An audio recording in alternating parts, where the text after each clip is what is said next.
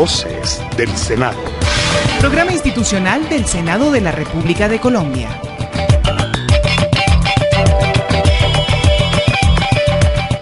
Inicia Voces del Senado, programa institucional del Senado de la República. Hoy, sábado 27 de agosto, enviamos un saludo a todos los colombianos que nos escuchan a través de las 51 emisoras de la Radio Nacional de Colombia, la radio de todos. Voces del Senado, iniciativa de la mesa directiva, encabeza el presidente Óscar Mauricio Liscano Arango, primera vicepresidenta Daira de Jesús Galvis Méndez, segundo vicepresidente Iván Leonidas Name Vázquez, en la Secretaría General Gregorio El Hash Pacheco y en la dirección administrativa Astrid Salamanca Raín. Voces del Senado es una producción de la Oficina de Prensa del Senado de la República bajo la dirección de Diego Monroy, la edición de Jorge Gutiérrez, apoyo periodístico Maritza Pardo y en cabina les habla Fernando López. Voces del Senado. Los siguientes hechos fueron noticia esta semana. Consejo de Estado celebra 25 años de la Constitución del 91. Senador Zenén Niño presentó acto legislativo enfocado en la educación preescolar. Proponen que altos funcionarios asistan a debates de control político. Senador López Maya vuelve a presentar proyecto para evitar la tercerización laboral. En Comisión Sexta, director general del DANE rinde informe de gestión. En Senado se celebró la primera Feria Anticorrupción. La ola invernal a debate en Comisión de Ordenamiento Territorial.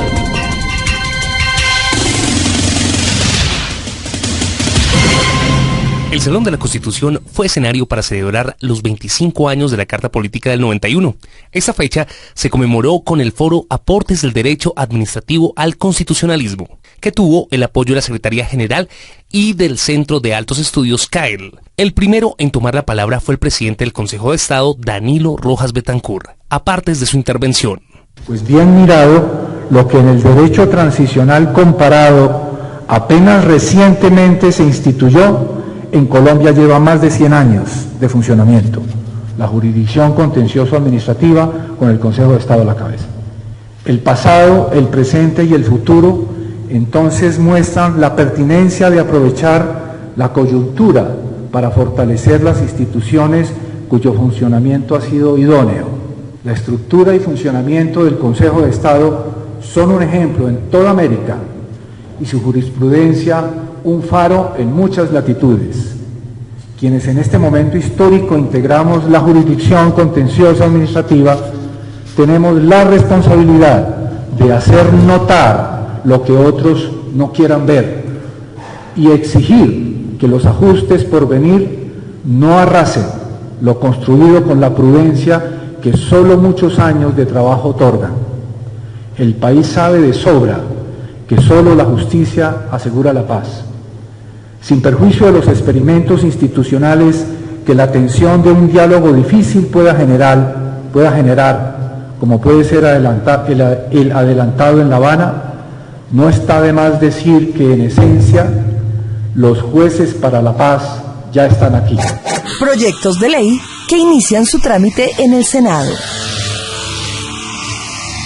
Gregorio El Hash Pacheco, secretario general del Senado y director del Centro de Investigaciones y Altos Estudios Legislativos, destacó los aportes de la jurisdicción administrativa a la democracia. Tratando de averiguar datos sobre estas experiencias, encontré que nadie de los funcionarios, que el más viejo lleva 43 años trabajando en el Senado, recuerde que si haya hecho algo similar a este encuentro democrático de la tarde de hoy, es decir, la presencia institucional masiva, podríamos decir, de la jurisdicción de lo contencioso administrativo en su más alta expresión en el Congreso de la República, en el Capitolio Nacional, en un evento como este organizado por la misma corporación y en la que nosotros apenas concurrimos como unos simples colaboradores, motivados además de una relación personal bastante constructiva con la gran mayoría de quienes integran ese órgano de justicia, también motivados por la trascendencia que tiene en el día de hoy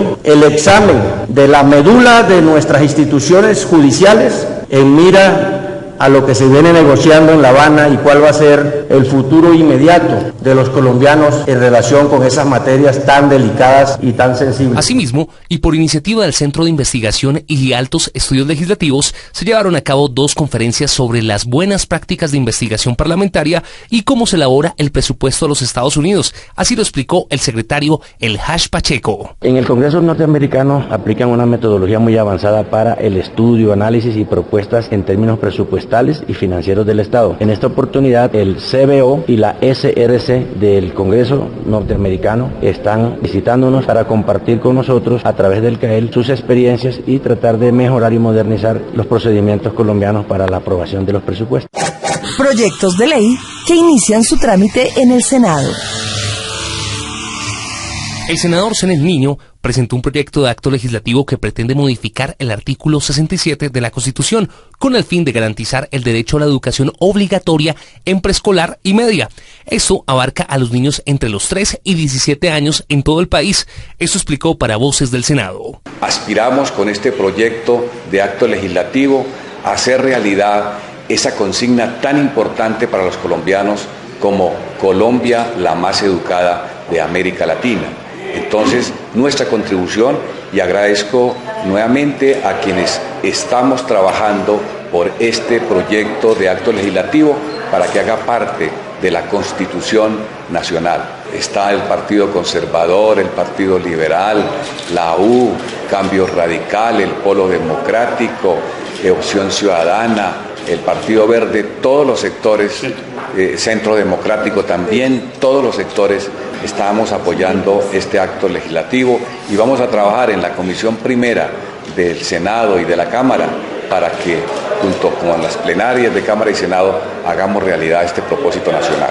Está buscando la ampliación de la cobertura, se está buscando que haya un mandato constitucional para que, en el caso de los niños de 3 y 4 años, son 1,5 millones de niños que hoy en Colombia no tienen acceso a la educación preescolar. Eso realmente llama la atención, que sea Colombia un país en donde la cobertura esté tan baja en la época del preescolar. 1.500.000 niños de 3 y 4 años no acceden. Nosotros valoramos, le damos la importancia a lo que se denomina la educación inicial de 0 a siempre, que desarrolla el Instituto Colombiano de Bienestar Familiar, pero eso no significa que no estemos con el firme propósito de que estos niños que atienden asistencialmente el bienestar familiar también tengan el derecho a ir a la educación del prejardín y jardín y transición, porque en estos 3 años es donde se desarrolla con más fortaleza todas sus facultades y potencialidades, tanto cognitivas, afectivas, estéticas, intelectuales, etcétera, y por eso estamos luchando para que esto beneficie. Adicionalmente, indicó que uno de los puntos más importantes de este proyecto está enfocado en la educación rural, de manera que desde todas las regiones del país se garantice este derecho fundamental. Y hablando del sector rural, del bachillerato, encontramos con que en el área rural no hay instituciones que resuelvan esta carencia. Por lo tanto, con este acto legislativo, el Estado, en un plazo prudencial, podrá arbitrar los recursos, organizar la infraestructura, el nombramiento de nuevos educadores, la adecuación del sistema educativo y poder tener una educación gratuita y de calidad, obligatoria desde el prejardín y hasta el grado 11. Ojalá que podamos extender la gratuidad hasta la universidad también. Yo creo que esta es la mejor manera de cerrar las brechas sociales que hoy existen en Colombia. Lo que más se ve es la heterogeneidad en la formación, en el estudio, en la duración del estudio por parte de los sectores más vulnerables, económicamente menos favorecidos.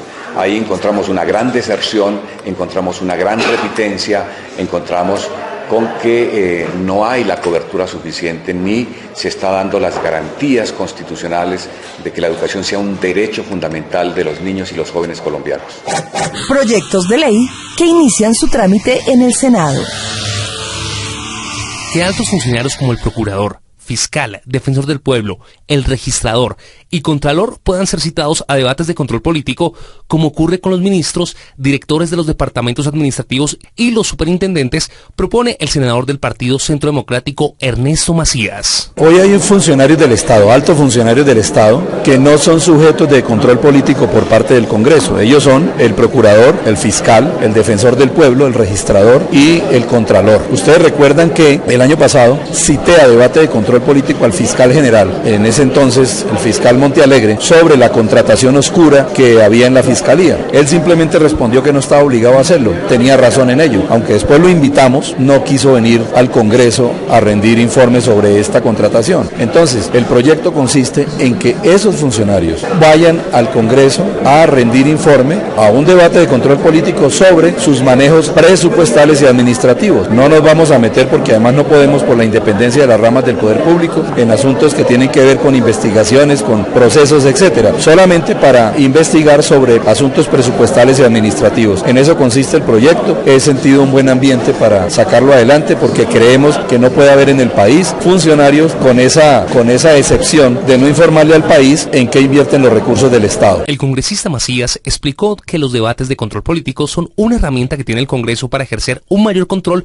sobre los recursos del Estado. Desde luego, pues es que la contratación oscura en la Fiscalía por parte de la administración Montealegre Perdomo, que se gastaron más de 200.000 millones de pesos en contratos directos, pues eso es digno de una investigación. Recuerden la universidad esa de la Fiscalía, que costó más de 35.000 millones. Los contratos de la famosa señora Natalia Springer, etcétera, son de al rompe. Ve uno que hay fallas muy graves en esa contratación, y eso no lo conoce el país, el por qué, de dónde vino y por qué se hicieron así esos contratos. Lo único que sabemos es que son recursos públicos, y por eso es que queremos investigar. Proyectos de ley que inician su trámite en el Senado. El senador Alexander López Maya del Partido Polo Democrático Alternativo presentó nuevamente el proyecto de ley que busca se emitan normas para suprimir y prohibir la contratación laboral mediante cooperativas de trabajo asociado y demás formas de tercerización laboral. Es un proyecto que busca formalizar a más de 7 millones de trabajadores que en Colombia hoy no tienen contrato de trabajo. Son trabajadores que desafortunadamente los patronos directos que tienen la obligación de vincularlos no lo hacen, y buscan o contratos sindicales, o buscan sociedades anónimas simplificadas, o buscan otras formas de contratación para evadir su responsabilidad como patronos. Por eso este proyecto de tercerización laboral busca entregarle a cada trabajador y a su familia una estabilidad laboral, un contrato de trabajo digno, unas prestaciones, una seguridad social, y en eso enfocado este proyecto, porque generalmente esta tercerización lleva a que a los trabajadores apenas les den contratos por 2 meses, por 3 meses o por 6 meses, y son absolutamente inestables. Así que lo que estoy buscando con eliminar esta forma de tercerización es que los patronos asuman sus responsabilidades con los trabajadores, y que no solamente tengan un contrato de trabajo, sino que ese contrato de trabajo sea a largo plazo y pueda de esta manera garantizar una estabilidad para la familia y para el trabajador naturalmente. Voces del Senado. En el Salón Mariano Ospina Pérez, Mauricio Perfetti del Corral, director del Departamento Administrativo Nacional de Estadística, DANE, rindió informe de gestión del año 2015 y lo corrido del 2016 a los senadores de la Comisión Sexta. La consolidación del DANE como una entidad moderna, innovadora, generadora de conocimientos para continuar siendo la entidad líder en la producción estadística. Es la visión que se tiene, indicó el director Perfetti. Nosotros hemos venido desde el año pasado haciendo una serie de pilotos de tal manera que una parte del censo de población y vivienda lo podamos hacer vía web, y eso lo hemos venido también ensayando en este censo experimental que estamos realizando desde el mes de junio como censo experimental, y ahí estamos probando esta nueva manera y esta nueva modalidad de levantar información. Hoy en el país pues han aumentado los hogares unipersonales, las distancias en las ciudades, etcétera, son mayores. Hay muchas más personas involucradas en el mercado laboral que antes, de tal manera que queremos poner a disposición de los colombianos y las colombianas esta nueva herramienta que constituye sin duda una innovación grande en la manera de levantar información en el país,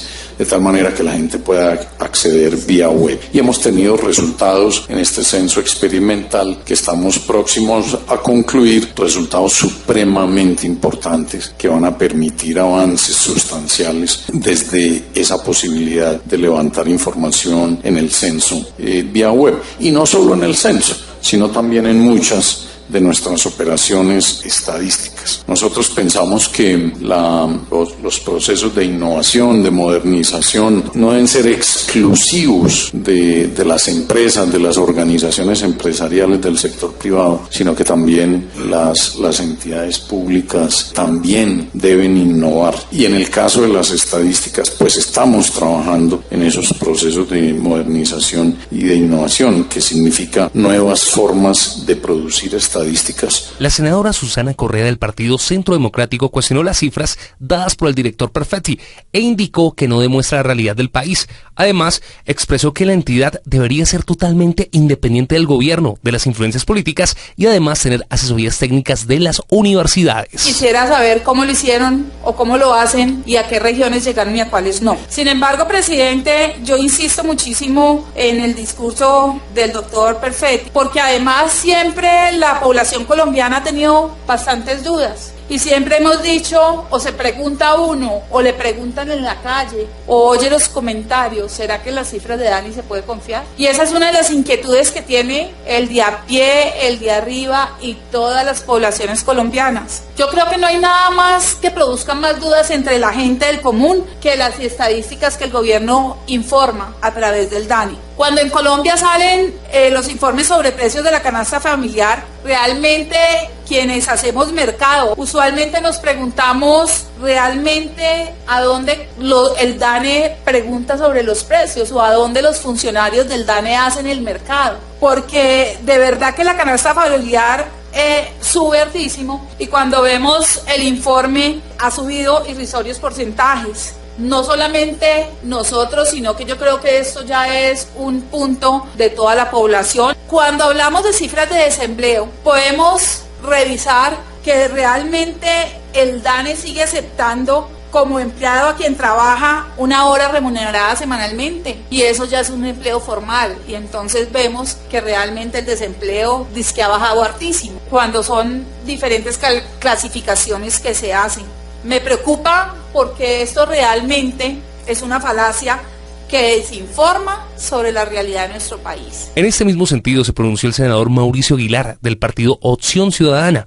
Esto fue lo que dijo. ¿Cómo se está trabajando el tema de la confidencialidad? ¿Qué papel ha jugado la tecnología como herramienta para el control de datos? Si realmente nosotros vamos a tener plenas garantías y plena confiabilidad, porque como lo decía mi antecesora, la senadora Susana Correa, hay datos, hay estadísticas que el país no cree, que los colombianos no creemos. Nosotros tenemos que trabajar en algo fundamental, que es generar la institucionalidad y la credibilidad y confianza de cada uno de los sectores. Y yo sí comparto lo que dice la senadora Susana. A mí me duele cuando dicen que el desempleo en nuestro país ha disminuido. Es que tan solo vayamos allí a la Plaza de Bolívar, vayamos a los buses de Transmilenio, a las estaciones, para ver cuánta gente deambulante, cuánta gente busca un sustento vendiendo productos, pidiendo limosna o parada en los semáforos haciendo malabares para poder conquistar ese buen corazón del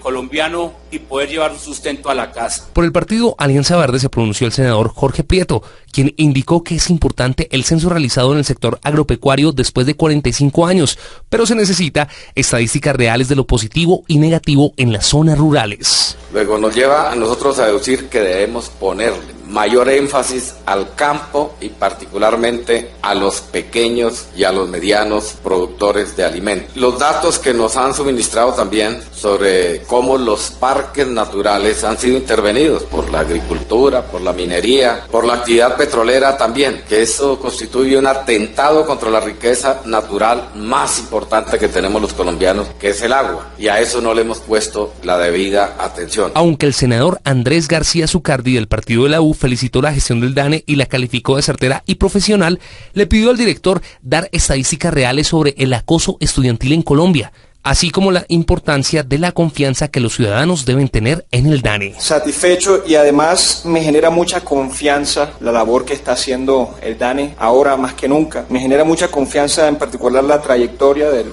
director que está a cargo de esta institución. Son pocas veces que vemos a personas con un doctorado en economía a cargo de una institución tan importante. Son pocas ocasiones en las que vemos una persona con una trayectoria amplia en el sector público, y aquí es donde yo destaco algo que le interesa especialmente a esta comisión. El señor director fue viceministro, si estoy en lo correcto, de Educación, y esta comisión también es la comisión y subdirector de Planeación, por mencionar solamente 2 puntos dentro de su experiencia. Y aquí, director, es donde le hago una solicitud frente a las estadísticas del Estado. Es importante que generen confianza, es importante que asista a esta comisión más de seguido, porque si analizamos el reporte, si analizamos las cifras, si analizamos las técnicas, eso nos genera confianza. Pero es cierto que la realidad es dura, y muchas veces, así le presentemos las estadísticas a la sociedad no quiere escucharlo. Entonces, aquí es donde lo invito a que haga buen uso de los espacios en esta comisión,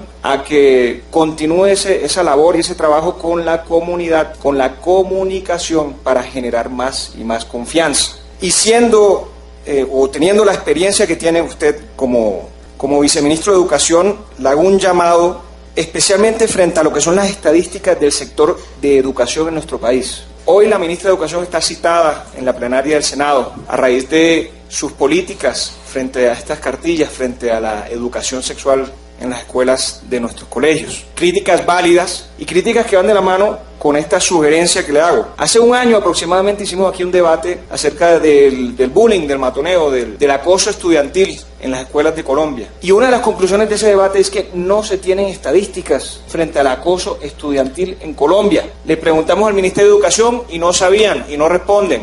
Le preguntamos al Bienestar Familiar y no sabían y no responden.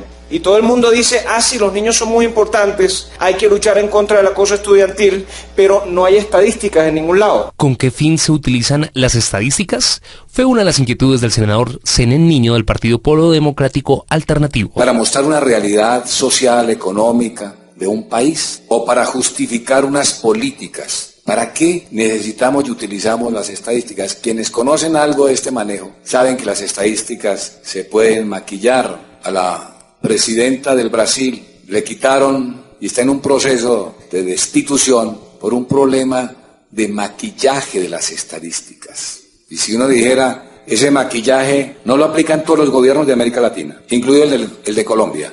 Pero las estadísticas, entonces, en muchas ocasiones se utilizan es para justificar políticas. Por ejemplo, se ha hecho una medición del impacto de los tratados de libre comercio en esa realidad que describe el doctor Perfetti en el campo. Llevamos desde el 2012 aplicando los tratados de libre comercio, más de 12 millones de toneladas de alimentos que deberían producir en Colombia hay que importarlos. El DANE ha hecho averiguaciones sobre ese tema que le permita al gobierno nacional rectificar, renegociar, mirar qué se puede hacer en este tema, o el impacto que han tenido los tratados de libre comercio en el desarrollo industrial del país, o el impacto que ha tenido esa política de las familias en acción. En respuesta a las inquietudes de los senadores de la Comisión Sexta, el director del DANE, Mauricio Perfetti, indicó que esta entidad cumple con los lineamientos establecidos por la ONU y la OIT. Nosotros no hacemos encuestas de opinión. Eso es lo primero. Nosotros no hacemos encuestas telefónicas. Nosotros no medimos fenómenos con muestras de 1.000 o 2.000 personas por teléfono en todo el país. Eso es lo primero que hay que decir. Lo segundo es, el DANE es una entidad que lleva ya casi 63 años produciendo estadísticas en el país. Desde los años 50, el DANE comenzó a producir estadísticas de índice de precios al consumidor. O sea que desde los años 50 el DANE viene haciendo mediciones de qué pasa con los precios de los bienes y servicios en la sociedad. Colombia cuenta con un sistema estadístico sólido. El DANE ha implementado prácticas innovadoras incluso a nivel internacional, tales como las evaluaciones de calidad que hacemos nosotros mismos para nuestras mismas estadísticas con expertos internacionales, o el Código Nacional de Buenas Prácticas. El DANE cuenta con estadísticas en todas las áreas en las cuales la OCDE trabaja. Voces del Senado. El senador Luis Fernando Velasco socializó la ley del vigilante ante los diferentes gremios de vigilancia del país. Esta iniciativa busca mejorar las condiciones de los guardas del país para la prestación del servicio de seguridad y poner en cintura a las cooperativas de vigilancia, buscando proteger los derechos de los asociados. Entonces, lo primero que nosotros planteamos en este proyecto son cómo van a ser las condiciones laborales para miembros de cooperativas. Y decimos con toda claridad: quien sea miembro de una cooperativa tiene exactamente los mismos derechos que el resto de vigilantes de Colombia. Los mismos. Ni uno más ni uno menos.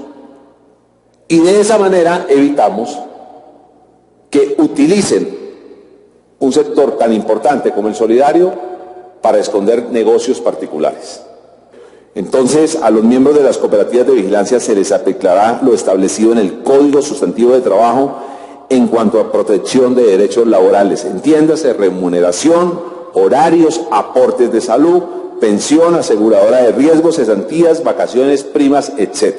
Yo quiero contarle que con este proyecto no solo vamos a generar unos estímulos a la hora de contratar con el Estado y otro tipo de estímulos a las empresas que incluyan mujeres, sino también a las que incluyan mayores de 45 años.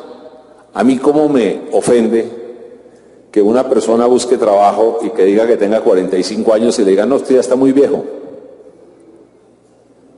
No, estará viejo para participar en los 100 metros planos en los Olímpicos de Brasil, pero para trabajar no.